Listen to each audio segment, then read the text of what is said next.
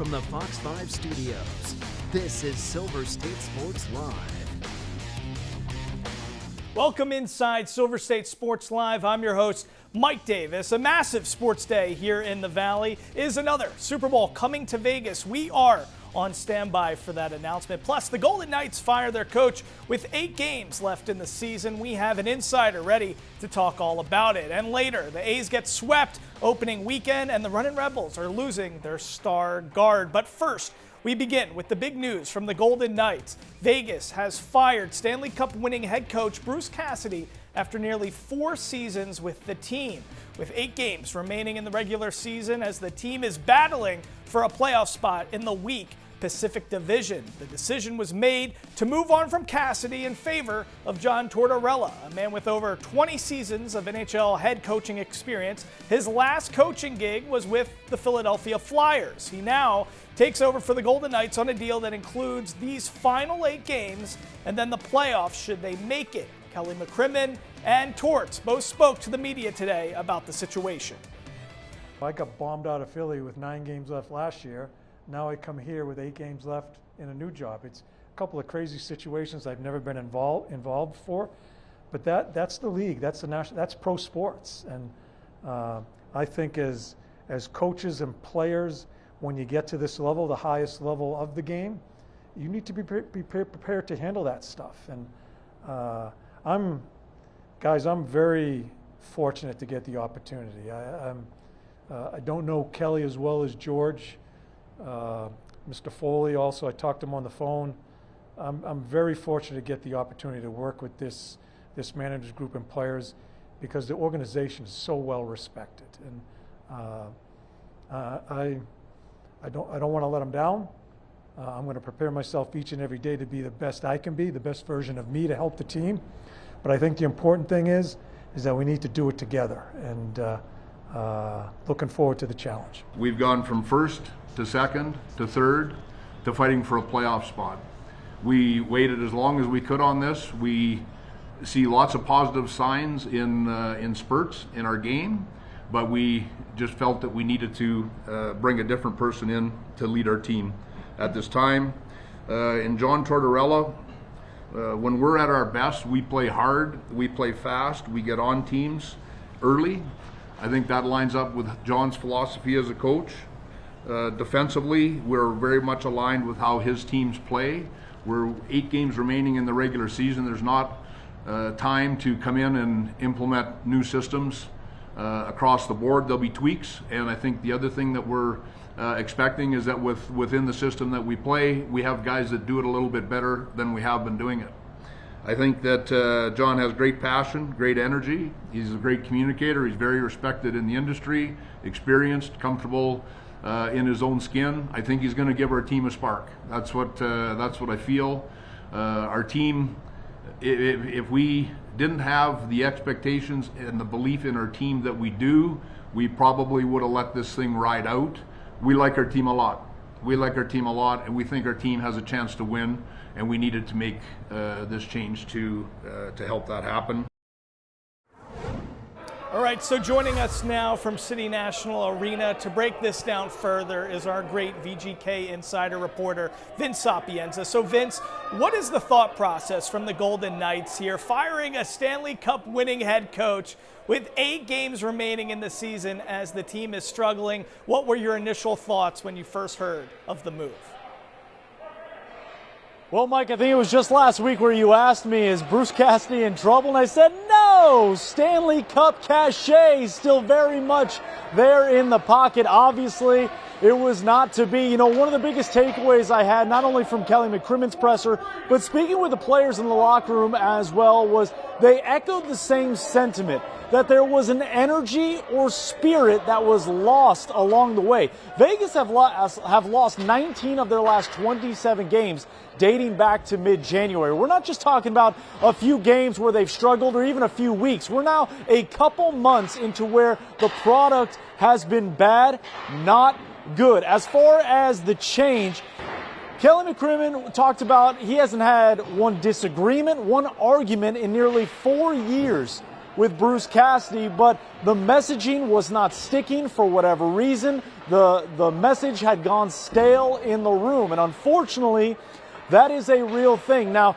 when you look at spirit and energy, you feel like that should be on the players, but you can't fire a whole bunch of players. But if you're going to make shockwaves and change something up, one way to do it to grab the attention of the entire team is the head coach. And John Tortorella, who is known for a lot of things, asking a lot of his players, no nonsense and telling it like it is. But one thing he is also known for is a swagger, is playing with a certain type of pace, which is something the Golden Knights are looking for. And when you look at the macro of it, the microcosm is the Golden Knights have not been starting well. They have not had the energy early in games. That's why you've seen them down 1, 2, 3 goals early. Despite furious comebacks, the starts have not been good.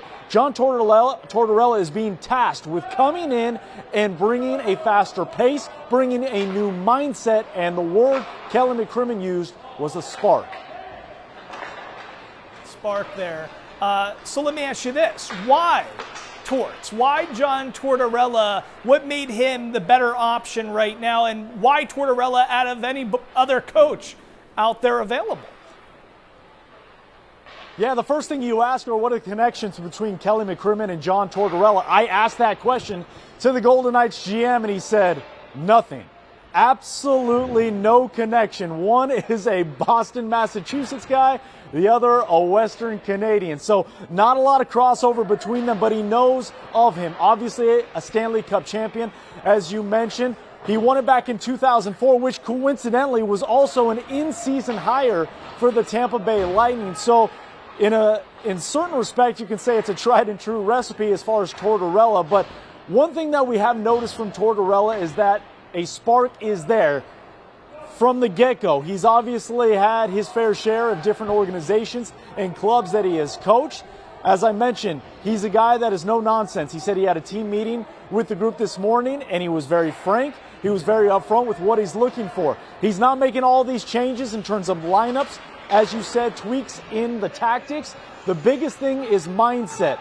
And if we boil it down, it's motivation, Mike. And in its simplest form, it's getting the best out of the guys from a mental capacity, and that starts with the start of the game. That plays with playing the game faster. Stop thinking so much. Just go out and play. Let the results be what they are, but go out and play. Let the skill take over, because on paper, this is a top 4 team in the National Hockey League, but they are playing in the standings like they are a bottom 15. Last thing here, what are your expectations not only for tonight but for the rest of the season from the Knights now that Cassidy is out and Torts is in? Yeah, so 8 games left in the regular season. They sit 3 points behind second place Edmonton in the standings, 6 points behind first place Anaheim. I don't know how realistic it is to catch first place Anaheim with so few runway left for the team. But the expectation is to win. There's no dipping your toe in the water here. This is now or never. The Golden Knights hit the panic button. They broke glass and hit the emergency button. This is it. John Tortorella knows the task at hand. The Golden Knights players know what is at hand. They have to make the playoffs, or else major changes will be coming, even more so this summer. So the expectation is to win. It starts tonight against Vancouver, and it has to continue in a meaningful way in the final 8 games of the season. So much for the best. We appreciate it. All right, so let's take a closer look at Bruce Cassidy's time in Vegas. 4 seasons as the head coach of the Golden Knights, a record of 178, 99, and 43, the 5th best record in the NHL over that time. He also had 24 playoff wins, 4th most in the NHL, 2 Pacific Division titles, and 1 unforgettable Stanley Cup victory in 2023.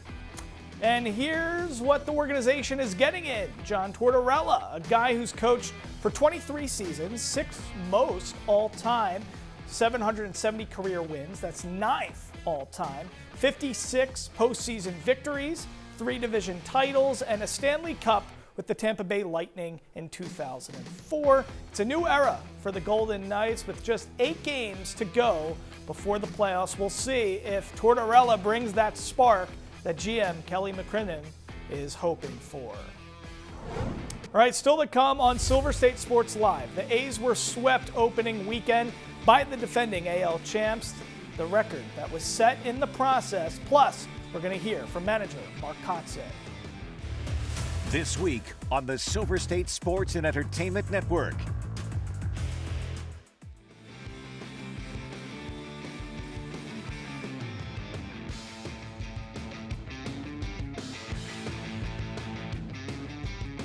Your Triple SEN lineup is sponsored by AAA Roadside Assistance. Visit AAA today.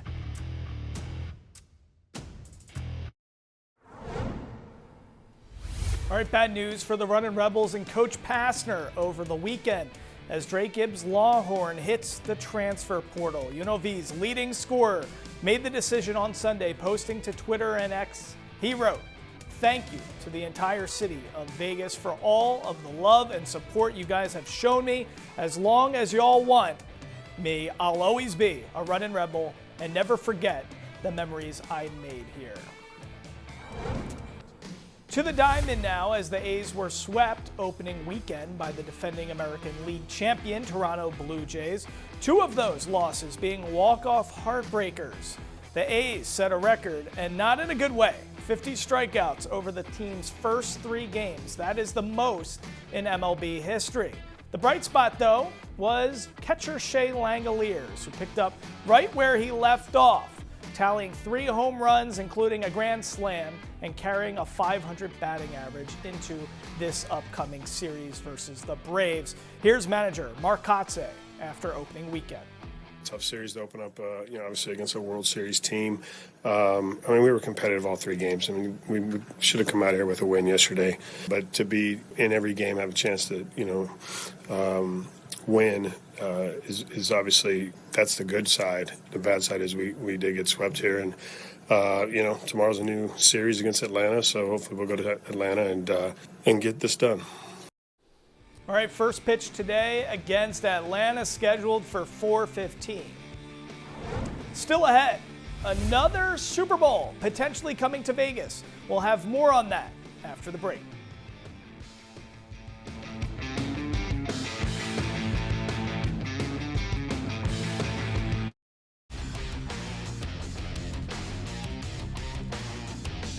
You're watching Silver State Sports Live. All right, that's a live look right now at Allegiant Stadium, the site of a potential Super Bowl in 2029. Another one may be coming to Sin City after that great OT thriller between the Chiefs and the Niners back in 2024.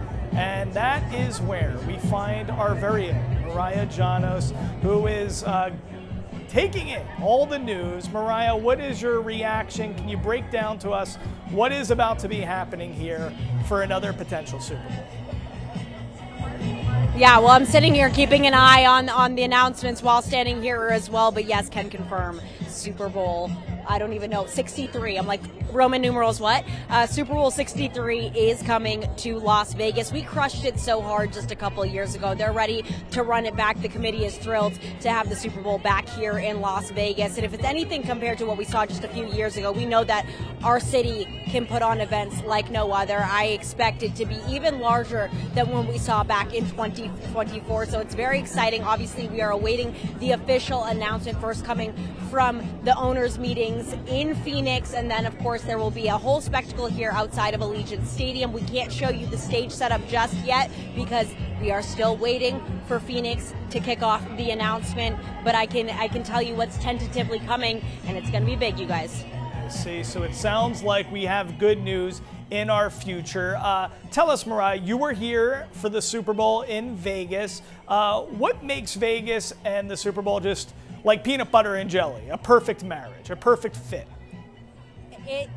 It really is a perfect fit because no one puts on events so seamlessly like Las Vegas does. You wouldn't have known that it was our first Super Bowl just a couple of years ago. It was so perfect down to every little detail. And of course, they put the Vegas flair, the Vegas spin on everything. So this is just the perfect place to have every event. And the Super Bowl is just another one of them. I say we make it a permanent fixture here, but that's just me because I know as media members, it was so easy to navigate. It was so easy to get get from one event to another and be on Radio Row and then head over to the stadium and be able to bop around to all of the different interactive things that were going on around the city. So yeah, Las Vegas is the perfect site for the Super Bowl. You don't have to go very far. Everything is conducive to staying in just one spot. And of course, it is always larger than life. The bright lights, the glitz, the glam. No one does it like Las Vegas, Mike. Nobody does it like you, Mariah. We appreciate all the great insight and information. We'll see you in a little bit, and we're going to head straight to break right now. We'll be right back with Silver State Sports Live when we return.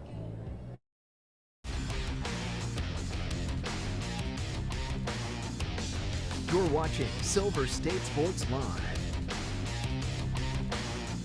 All right, welcome back to Silver State Sports Live. We're going out to Phoenix, Arizona, where our sports director, Kevin Bollinger, is out at the NFL owners meetings in Phoenix. Kevin, it's great to see you. We know we're awaiting the official news on the 2029 Super Bowl being awarded to Las Vegas, but let's talk about all the other fanfare that's going on there right now. Tell us, I know you were supposed to talk with John Spytek and head coach Clint Kubiak. What do you have for us on that front?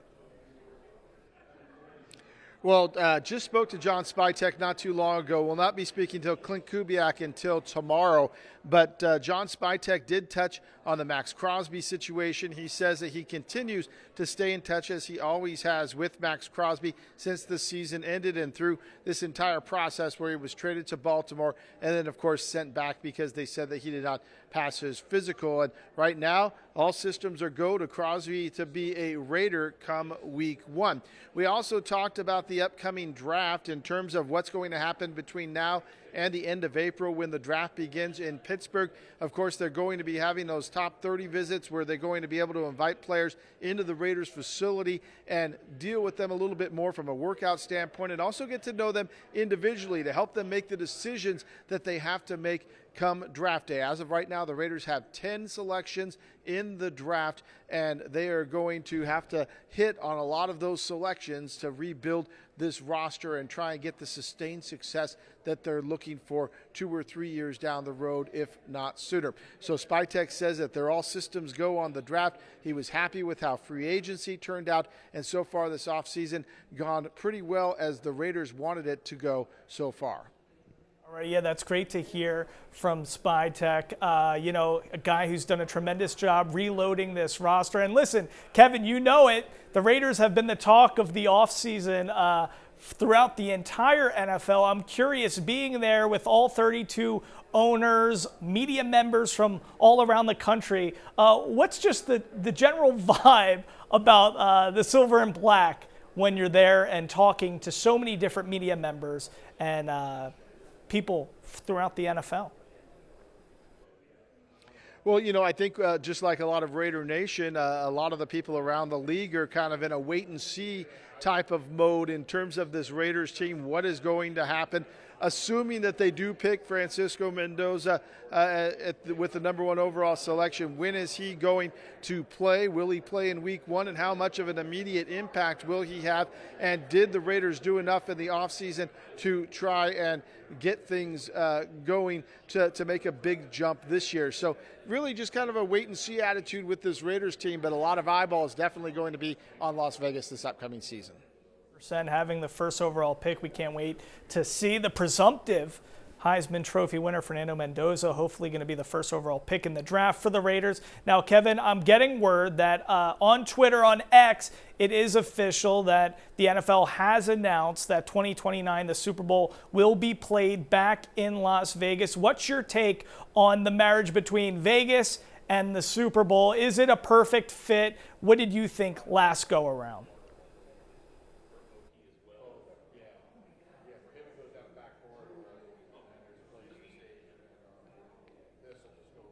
Right now, Kevin, do you got us?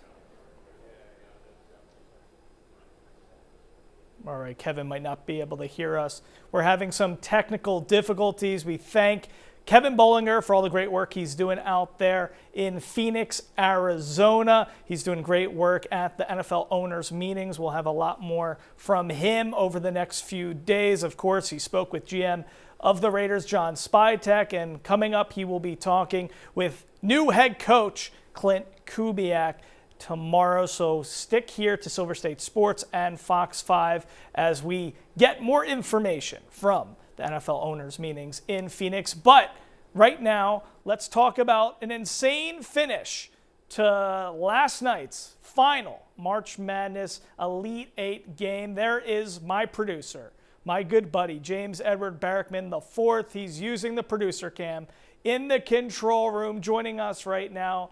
James, we were talking all yesterday after that big finish, the sports world going crazy as UConn defeats Duke on a last-second three-point shot from the logo, coming back from down 19, and they win on that insane shot from the freshman Mullins. What was going through your mind, producer James?